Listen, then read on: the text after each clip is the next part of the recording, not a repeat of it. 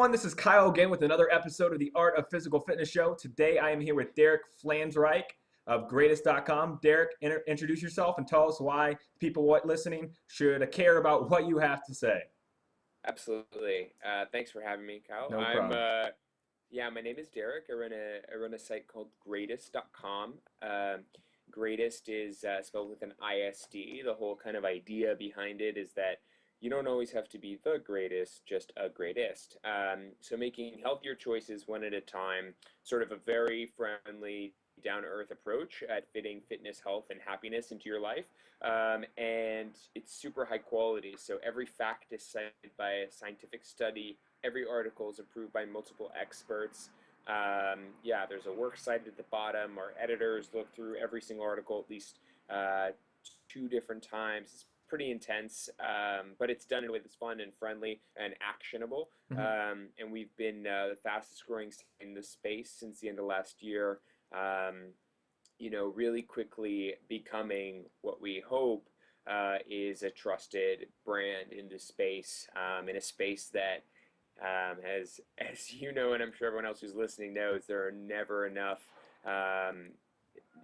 brands that you can turn to and rely on. How did you go about finding your contributors? I know you have a lot of them on your site. How'd you come about that? Yeah, so we have an in-house staff of editors and writers.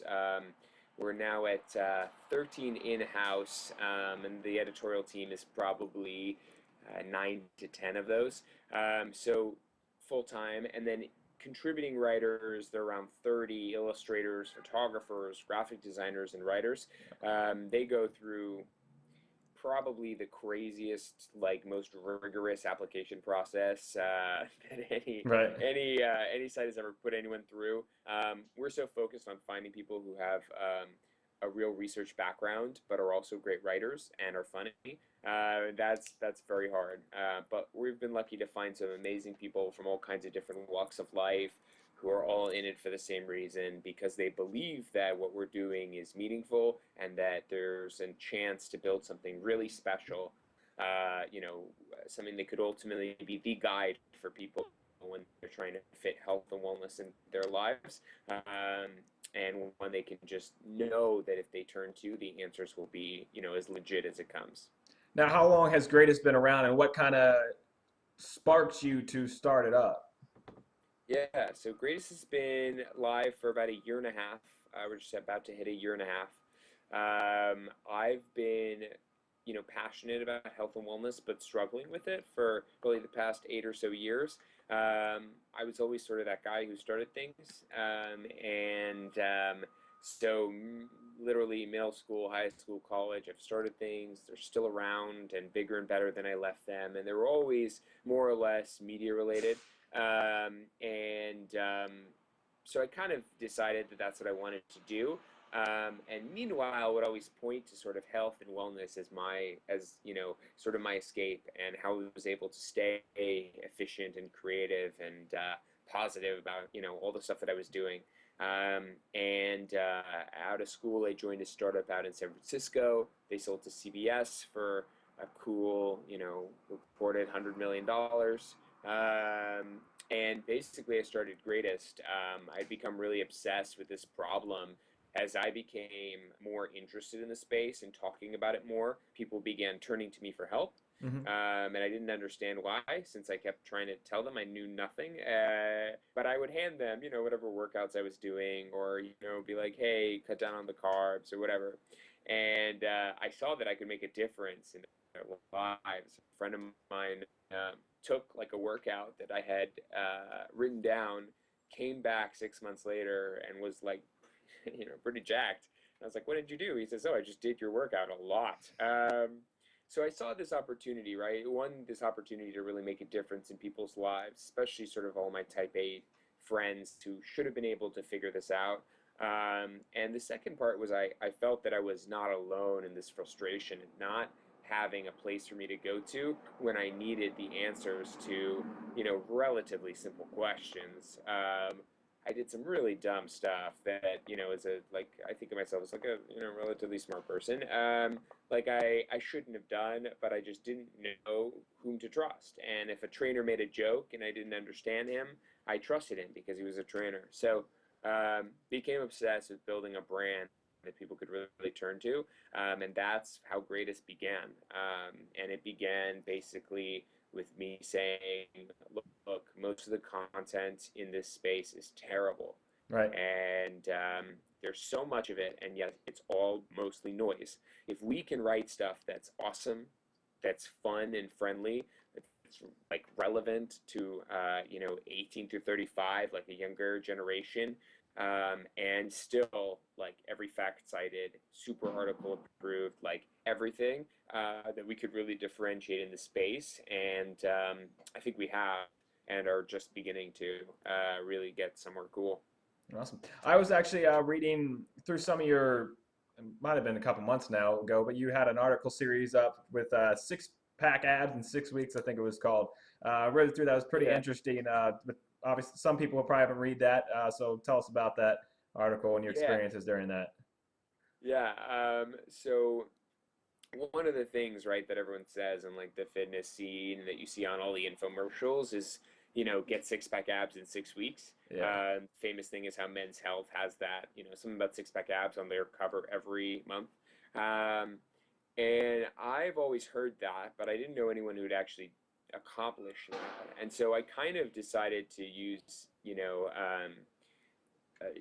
my body as an experiment and try to get six pack abs in 6 weeks, sort of to more or less tell the story of what it takes to get there, and most importantly, whether it's worth it, right? My whole belief sort of, I came in with a bias. I mean, my whole belief is that you don't need six pack abs to be happy, that Right. it's just about making these healthier choices, Hmm. and being a greatest, right, is just about like making those choices when you want to and when you can, and knowing you have the power to make them.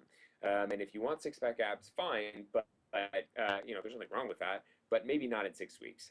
So I did it, and there were pictures to prove it. And learned an awful lot about the loneliness that comes with that, kind of how hard it is to sustain something like that. Hmm. I know a lot of people who do have six pack abs and keep them. And I think the sacrifices they make are not ones I personally would. That's my call What are and some my choice. sacrifices you see some of them making, having to make to maintain that? Yeah, I mean, it's the simple things like not being able to eat certain foods. It's the having to turn down beers, at like get together with friends. Not being able to splurge for dessert like at a like celebration or something like that. Um, you know, you can do it. Right. If you're trying to do it in 6 weeks, it's hard, but you can clearly maintain it and still live like a normal life. But for me, I realized that that was not what was worthwhile. For me, I just like being fit and healthy and happy, but I don't need to maintain a six pack because I just didn't find it useful, right? As a maybe for me, it was a purely like superficial goal. Yeah. It's not a part of my career. It's not so. It was very, and it's hard, right? Like making those choices. Any kind of like basic crash diet, which is basically what it was Yeah. at some level. Um, is very isolating and tough. And I was really cranky and unhappy. And my team afterwards was like, "Yeah, that sucked. Don't do that to us again." Right. But I did also I realized some great things. Right, I worked out 6 to 7 times a week, and I love that. I realized how much food I was eating previously and how actually much less I could be eating and still feel just as full. So stuff like that, there were some interesting, really good takeaways that I'm really putting sort of to use now. Um, but I definitely ate every single thing I looked at for like a month afterwards. So I no longer, I'm far away from the six pack abs that I had in those photos now.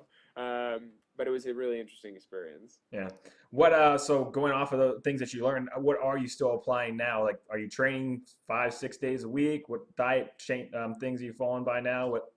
What did you that you talked about you learned that you're still applying now? Yeah. I mean, I try to work out more, right? It's really tough as a startup founder and, running a company with 14 people, and having a lot of pressure to continue to like innovate and grow. It's hard to find the time. I've always prioritized it but been like in the 3 times a week range probably, Okay. and so now I've increased that quite a bit.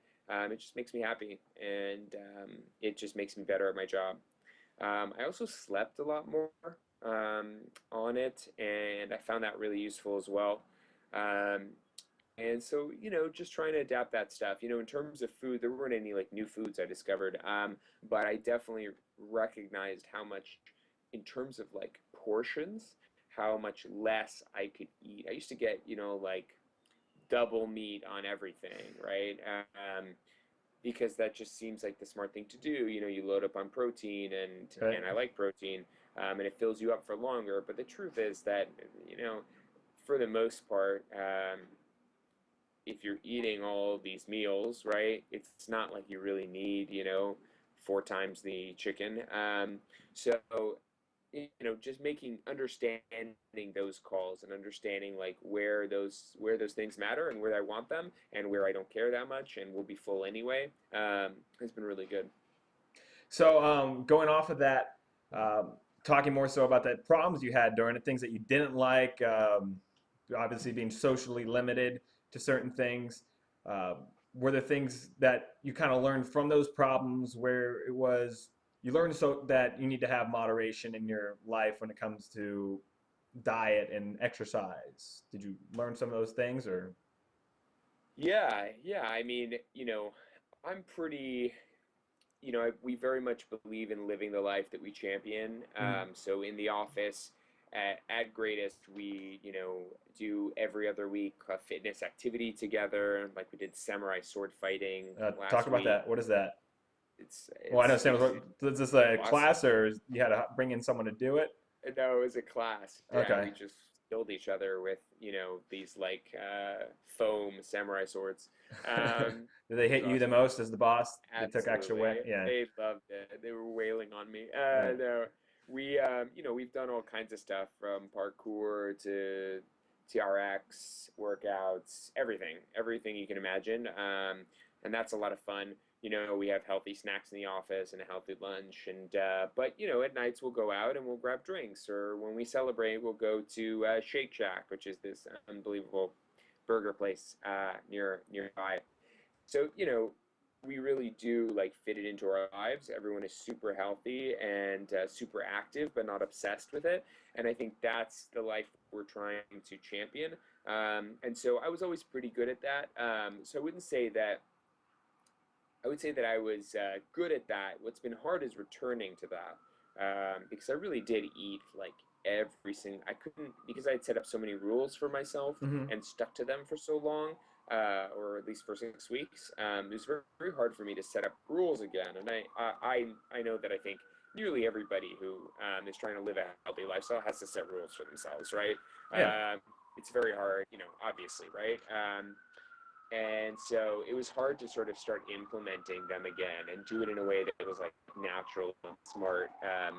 And so, I had to have one of those moments where I was like, okay, I had ice cream 4 times today. That's probably too many. I don't feel good at all. I need to go back to how I used to be. Right. So leading up before you even started Greatest, were you active? Did you exercise a lot? Were you a fitness enthusiast up to that point before then? Yeah, I mean, I was not an athlete like in high school or college. I played sports, but I wasn't really an athlete. I got into lifting weights in the end of high school and throughout college. Um, but I wouldn't say I was great at it. I just thought it was very important and prioritized it enough. During the summers, basically between school, I was a little more intensive about it. Uh, but I wasn't very good. I kind of sucked at it. I tried very hard, well, and I ate more or less healthy. But I went through all kinds of phases. I think kind of everyone has done this, where I went through the days where I would eat, 6 meals a day, and I would time it. I remember, bringing Tupperware to work or whatever. Right. Then I went through a period where I felt like all I drank was like protein shakes, and it was just like, I did this slow cardio stuff for a while, and like I went through all these phases and sort of where I felt I was getting the most, being the most efficient and getting the most out of it, and that hasn't actually changed like that significantly. I've been doing probably interval training and sprints for like 2 to 3 years. And I think that's like one of these things when I tell people about sort of changing the way they think about what is really effective at the gym and stuff like that. I love lifting weights and even strongman lifts, those are the kind of stuff that I do now. But I would say that it's a real process to get there, and I don't think that people can start there. I think it is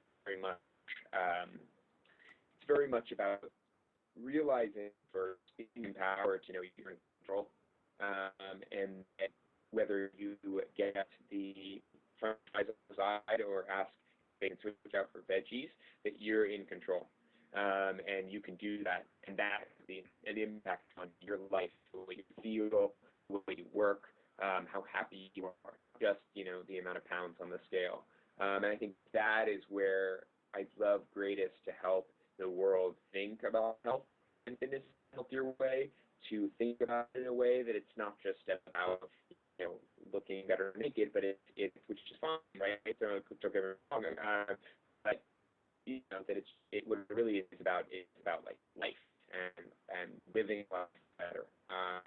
Let me interrupt you right there for a second, Derek. I'm noticing that we're getting some connection issues again. So let me end this call, and then we'll come back on. Hopefully the connection will be reset again. Sorry about this. All right, everyone. Sorry for that interruption with the problems with the connection. Go ahead, Derek, and continue off what we were talking about as far as some of the things that you've learned over the years as you progress through your lifestyle with fitness and everything else you were talking about. Yeah, I think kind of the main takeaway here was that, like, my belief about wellness is a journey, and that it's not like there's no end point. And so it's all about figuring out what choices you're in control and can make, and then which ones you make and when. And that's how you become a greatist. Anyone can be a greatist if they just make these healthier choices, but most importantly, anyone can be happier and healthier and live a more, creative, fun life. They figure this out, and I do think it doesn't happen overnight, and it really is step by step. So you were talking about before we broke, about how with your team you do things, I think you said monthly or weekly, like you had your samurai sword fighting and parkour and other things. Personally yourself, what do you do outside of gym work, typical stuff that you do in the gym for fitness? Yeah, so we do weekly activities. It's every week team, but I have a pretty kind of standard-ish schedule. I like to mix it up, but for the most part, I lift weights 2 to 3 times a week. I do a sort of interval sprints workout. Sometimes I go for a run, which is a new thing, and I do yoga at least once a week as well. So I try to mix it up, and try to do it with friends all the time. And yeah. It's awesome. Yeah. Parkour, though, how was your experience with that? Are you jumping between skyscrapers? Yeah, it's funny. The class that we took is basically like in a gym, like in a gymnastics facility. Okay. So we were like jumping into pits and onto cushions. But it was pretty cool. It's awesome. We've done some really cool stuff, and we do some really silly stuff like belly dancing, and what have we done? All kinds of like yoga and meditation classes. But we've done CrossFit, and we just try to cover a really wide kind of swath of stuff. Yeah, it's awesome. Um, so going back to your 6 week experiment that you did, and we talked about nutrition. Talk about your beliefs on nutrition now, how you approach it, if you believe in any sort of set program. I've talked about it before on the show. Intermittent fasting is going around a lot. Carb backloading, people are discussing about. I have my own ideas on them and experiences with them, but I want to hear from you what you think about that. Yeah. So, the experiment is a good example of how I've tried everything, right? I feel like I can't talk about anything unless I've tried it. So, everything from Tim Ferriss's low carb to paleo to everything. My diet now, I've actually recently started doing like a intermittent fast. It's sort of like I have, but it's basically like skipping breakfast, but I actually have like some greens in the morning. Okay. But I don't have like a big meal. It's a relatively new thing that I'm trying. We'll see what happens. But for the most part, my diet, revolves around protein and good fats and vegetables. And I try to, for the most part, steer clear of carbs unless I'm working out that day or after my workout. Obviously, all about like the whole grains, that. And yeah, luckily I really have learned to like really healthy food. But I also like ice cream, so finding the right balance. Now, what's your favorite kind? Is it Rocky Road? Is it chocolate? Are you just a plain vanilla guy? I'm a big mint chip. Mint chip. All the That's a way. different one. All right, that's a good one. I do like Rocky Road though. What's that? Rocky Road can be great. Rocky Road can be great. Oh, Rocky Road. I like. The thing with ice cream is it has to be good. Some ice cream is just like ice cream for ice cream, and it's not worth it then. Right. So I want to kind of shift the focus from nutrition to more of fitness and the aspects of what you do to achieve greater happiness. I've seen you talk about that a little bit in some of your things. And Yeah. What do you do? You mentioned yoga before. That's kind of one way. It's kind of different holistically, if you will, quote unquote. But what are some things that you work on? Do you meditate? Books you read? Just engage in certain activities? Yeah. I mean, this is a big part of. I think about this a lot. So, every Monday night I do it's hot yoga. It's really hard. Now, for those who don't know, what is hot yoga? Before we go on. Yeah, hot yoga is basically like slow vinyasa yoga. So it's focused on breathing and you're kind of always moving, and except that it's also like 90 to 100 degrees. And what that means is you gotta hydrate beforehand, and then you sweat like a huge puddle. It adds an extra challenge, and it when you like, it's like detoxing or whatever. But it's sort of like stepping into like a sauna for a bit. I like it though. I'm not sure why, but it really like clears my head and helps me start my week off right. I do it Monday nights. I did it last night.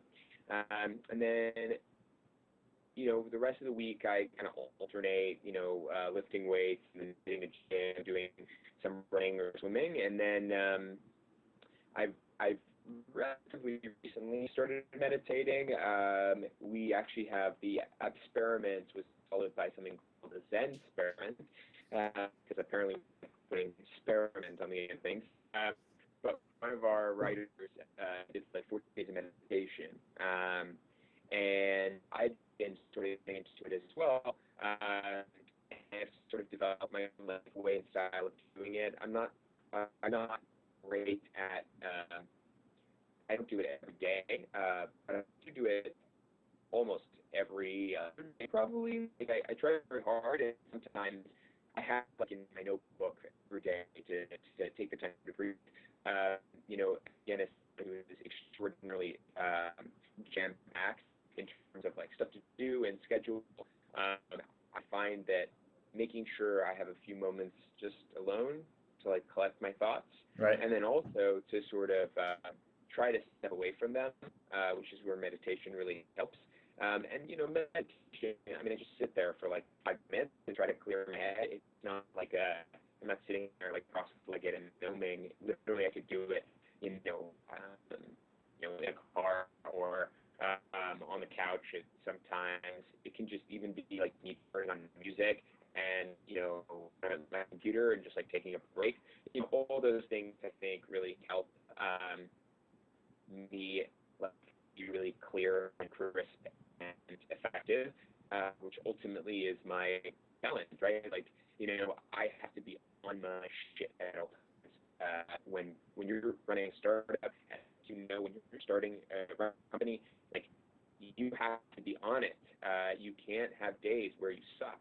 I mean, that happens, but you know, making sure that I'm always like, at my best and at my happiest and positive and sort of signaling and very much living what I'm breathing. I have to make sure that I'm there and that I'm doing all these things, whether it's fitness, health, or any of these like things that are more focused on like pure happiness. Even like hanging out with friends, like I'm bad sometimes remembering to schedule that in, but it's really important. So, building off of that, what motivates you? That's a broad topic question there, but what motivates you in fitness? What motivates you with your business ventures? What drives you? Yeah, I mean, so in terms of health and wellness, uh, the real drive is because I recognize it's better. I'm just better at my job, and right now that's the most important thing basically in my life. I'm also motivated by the fact that it like will hopefully help me live longer and be able to do more things. But the truth is, it's very like it's a very selfish thing. It's really like if I do fitness, health, and if I'm good and I make these things a part of my life, I will be better in a short period of time at building this company. In terms of greatest and trying to change the way the world thinks about health and wellness, my motivation is really just because I'm obsessed with this space. I think this is the difference that I can make in this world. I think it's a difference that needs to be made, and I somehow have this unbelievable lucky opportunity to do it. And so, out of college and I joined a startup, and the startup was sold in 6 months, and I basically was sitting around saying, I know I want to start my own company. What do I do? And I decided to go after it. And I was passionate about both because shit, like what better time for me to try than now Right. when I'm young and like capable and can like pull things out of like thin air and have no like money to work with, so I have to come up with like creative solutions to things. Like that's exciting and that's fun, and that means that I have this feel insane amount of pressure, but also this awesome opportunity to like build something meaningful for people. And thank God we've I think got no failures so far. We've been growing really fast. We had nearly 2 million unique visitors last month. So we're we're growing as fast as it comes in this Wow. space. And I'd like to think it's because we're all in it for the right reasons, and we think people deserve better, and so we're creating the stuff that the people have been looking for. So where do you see before we finish up? Where do you see greatest 6 months from now? Where do you see it 3 years from now? Yeah, 6 months from now, we'll be launching a community, sort of a community forum like things, but souped up community forums for this space. We're also launching a pretty major refresh of the site, and so it'll be a lot crisper, cleaner, and allow our readership to talk to each other, which is something that we've been asked an awful lot and have gotten a lot of feedback for. In 3 years, the hopes is that we can replace a lot of these really old space who suck, and people can really think of us as a brand that is there for them. And the vision is people want to fit wellness in their lives, and an increasing amount of people are interested in it, and also an increasing amount of people have to get serious about it. And currently, my belief is there isn't a place for them to go that they know all the answers on it are legit, and that they know they can trust, and they know will speak to them in a way that isn't preachy and overbearing, and isn't written by people for $6 an hour. And we think that we can become that guy for people. If they come to us for information, for inspiration, and maybe we're guiding them to the best experts, best tools, best apps, best products to help make better choices just easy, right? This thing is not easy. Health and wellness is hard. I've struggled with it and continue to struggle with it. I haven't figured it all out. But I believe that hopefully Greatist can make things easier. Easy. Outstanding. Well, I appreciate you coming on the show, Derek. Do you have any final closing thoughts, things you want to spread, and things you want to share before we sign off here? Yeah, nothing really comes to mind, but check out the site. If you're interested in health and wellness and want to see what I'm talking about, we're at Greatist.com, and again, that's with an IST, because you don't have to be the greatest, but just a greatest. Making your choice this time. All right, I appreciate you coming on. I'll put a link below this video for Greatist.com. If any of you saw any connection issues, I apologize for that. I'll get hopefully an audio version of this interview up, and hopefully that'll clear up any of the connective issues that we are experiencing. But other than that, I thank you for watching. Derek, I thank you for coming on the show. And until next time, this is Kyle from the Art of Physical Fitness Show, and I'll talk to you later. Bye. So close, no matter how far. Couldn't be much more from the heart. Forever trusting who you are.